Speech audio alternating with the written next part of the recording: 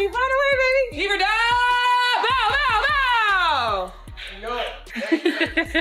Man, I think it's the next step up mentality as far as players. Our shifts keep changing. Everybody doing a different role, and so I think we all got the mentality where you give and you sacrifice, and I think that's what y'all see. The entire WNBA world was buzzing. This wasn't just another game. It was the showdown everyone had been waiting for since draft night. The #1 pick from 2024, Caitlin Clark, versus the top pick from 2025, Paige Beckers. The Dallas Wings, sensing something monumental, even moved the game to the massive American Airlines Center, a stadium usually reserved for the Mavericks.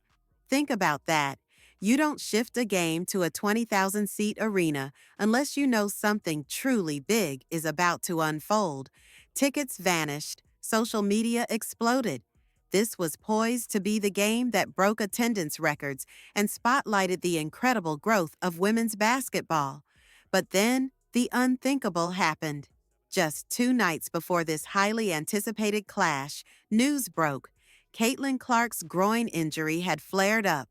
Suddenly, the most hyped matchup of the season was hanging by a thread. Thousands of fans who'd bought tickets specifically to witness Clark and Beckers go head-to-head were left wondering if their star attraction would even take the court. While disappointing for the fans hoping to see their favorites at their best, the team's priority was clear: Clark's long-term health and well-being. It's a tough process, and she's been doing everything she can to get back. I think for us, it's about knowing that basketball is a game of runs, and they made their run in that third quarter, and honestly, just continue to stay composed and take it each possession at a time is something that we've been working on, and so for us, that was our focus, is get a stop, go down and score, get another stop, and we try to get a kill. Adding another layer of pressure, the Indiana Fever had been absolutely demolished by the Los Angeles Sparks just the night before. They looked lost, their offense sluggish, their ball movement non-existent. Aliyah Boston barely touched the ball, and everything that normally makes the Fever a threat simply dissolved when Clark wasn't orchestrating.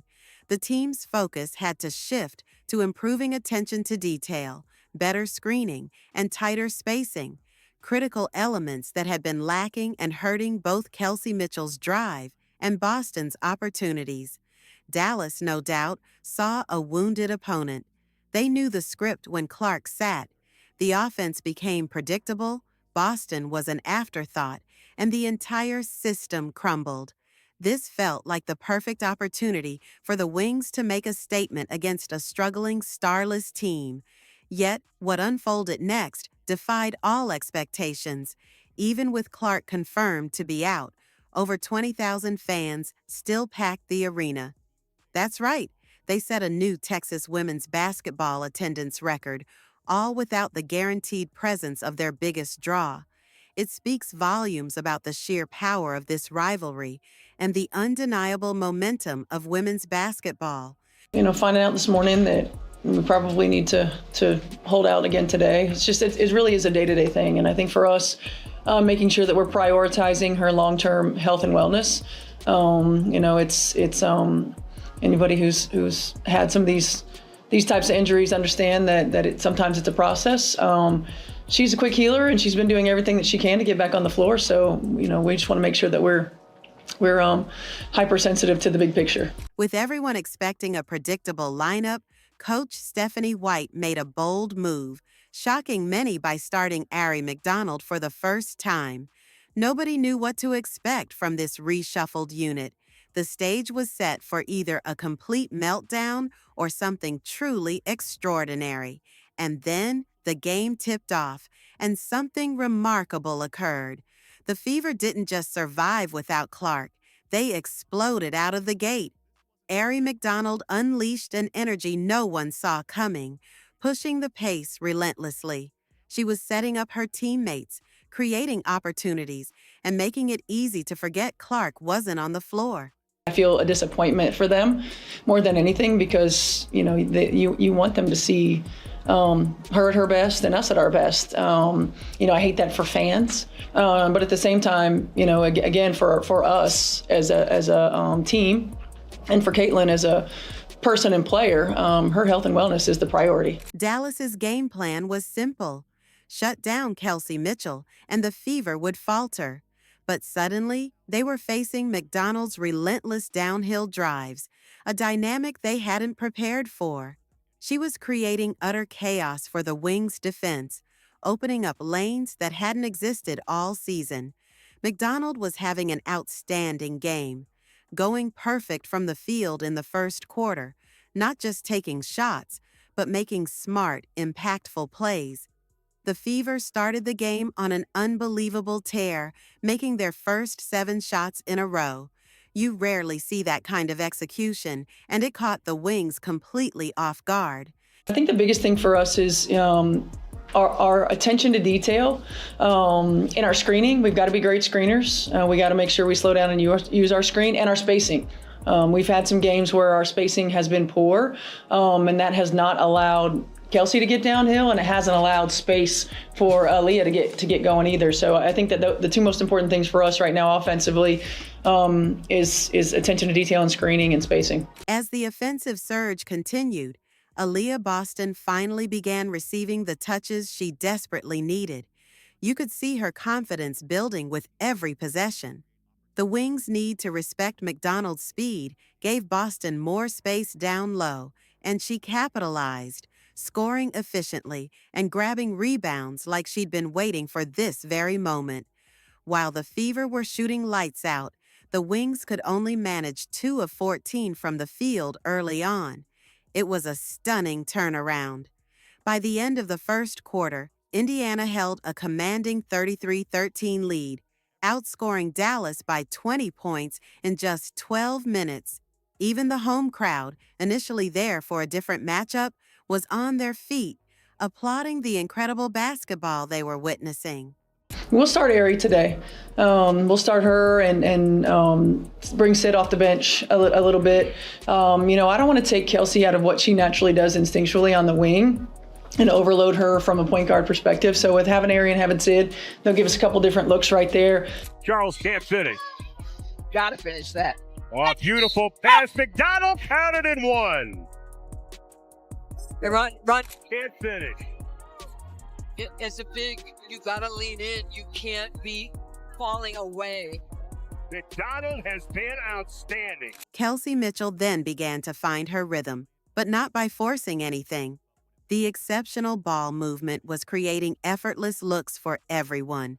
Mitchell poured in 10 points in that first quarter alone, but crucially, she was doing it within the flow of the offense.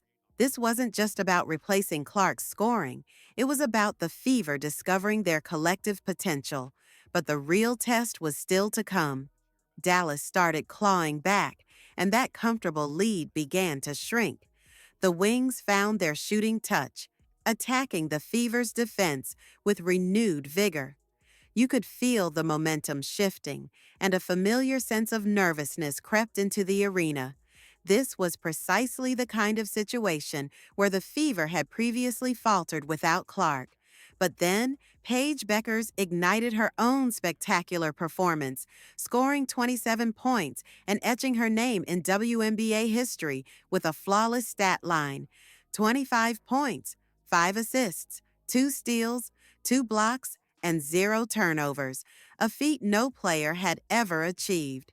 Bueckers is an incredibly smart player, adept at dissecting defenses and setting up her teammates, and her performance was keeping the Wings within striking distance. Inside, can't get it. Lee Yu-Ru can't. Here comes Natasha Howard. 9-0 run for Indiana. Lexi Hull carries the 3. You got to get out on her, ladies. She's shooting 51% from beyond the arc. This is a run. Shooting to open the game. The Wings are only 2 of 14. Howard lobs it inside Boston, and Maisha Hines-Allen got lost. Allowed for the easy 2. And you down to Natasha, and she's going to get in the paint. And so the defense has to step up to protect the drive, and now she puts that air on the ball, and AB is able to finish that shot at the rim. That was beautiful. As the Wings narrowed the lead to single digits, that familiar panic began to set in. This was where the Fever typically collapsed. But this time, Kelsey Mitchell refused to let it slip away. She shifted into pure takeover mode, delivering clutch shots that would have made Clark proud. Mitchell finished with an impressive 32 points and 7 assists, shooting efficiently, and more importantly, making the right play every single time, creating for teammates while commanding the offense. Aliyah Boston also stepped up in the biggest moments, making critical defensive stops and securing vital rebounds. She finished with 21 points, doing all the little things that define championship-caliber players. This is what they do. Yep. Sometimes you're going to have some back-to-back games. Sometimes you're not going to be able to get in the gym and practice. Got it. Huh. Good night. And again, the veteran schools the rookie. Paige is just such a smart player. She reads defensive well. She knows how to pick you apart. And so when you play against her, you have to make sure that you're aware of where she is at all times. And also she does a great job of putting her teammates in great position. So for us, I mean, I feel like it's kind of similar in college and in the league. Like Paige is just playing great basketball and making sure that she sets up her teammates for the same. Every little thing matters. Mitchell gives it up. Natasha Howard, beautiful shot. Howard with a double-double of 12 and 11. Indiana by 6. The energy in the arena was electric, a back-and-forth battle like a heavyweight fight where neither team would yield an inch. With just minutes left, Boston looked at the scattered Fever fans in the crowd, and something clicked. This was what she'd later explain. Their unwavering support makes every game a home game. Those Fever jerseys were everywhere, fueling a portable home court advantage. Mitchell and Boston combined for the final push, sealing a hard-fought 94-86 victory. They proved they possess championship-level heart when it truly matters. After the game, Aliyah Boston stepped up to the microphone. Reporters pressed her about playing without Clark, about the pressure, about how they pulled off this incredible win. Her response, delivered with quiet confidence, was just 6 words. Every game is a home game. Suddenly, everything made sense. The energy, the resilience, the way they played as if they belonged on that stage, it all stemmed from that profound connection with their fans. She explained how fans might come for one player, but leave loving many more, drawn in by the toughness and talent of the entire team. That's exactly what happened with those 20,000 fans.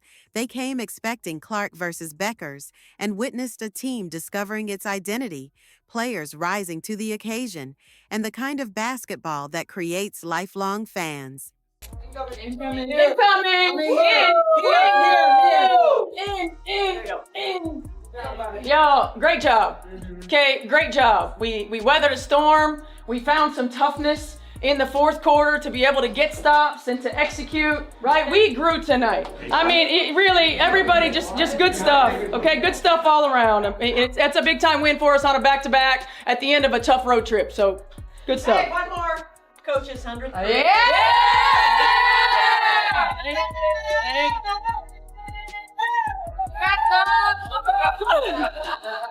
All right, let's go.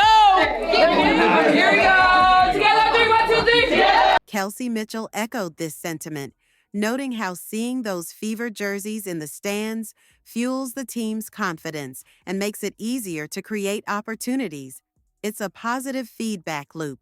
Fans energize players, and players give fans reason to cheer. Boston's words became a rallying cry, showcasing a team identity that extends far beyond any single superstar. It's about family, an unbreakable connection, and fans who believe in something bigger. When your fans travel and create that home court advantage everywhere you play, you've built something truly special. This win wasn't just about beating Dallas. It was about the Indiana Fever, proving they are built for something special, not just in 2025, but now.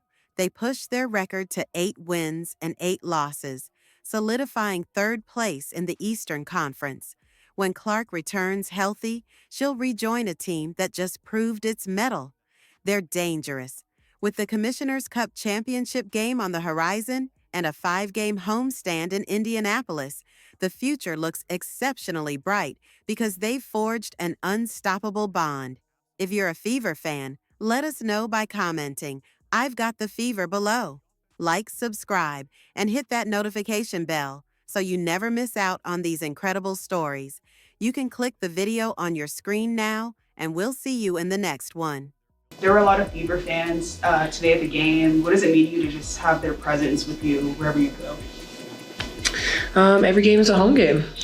I think you see that. People show up, they show out. I think it's great for this league, just people continuing to come to games and watch, because I think when people show up to watch a game, they might have came for one person, but they leave liking many more. And so I think that's the way you look at it, right? You've had this arena that's filled and people are coming in, they're like, whoa, I like her, she's tough. And so I think it's just great for the game.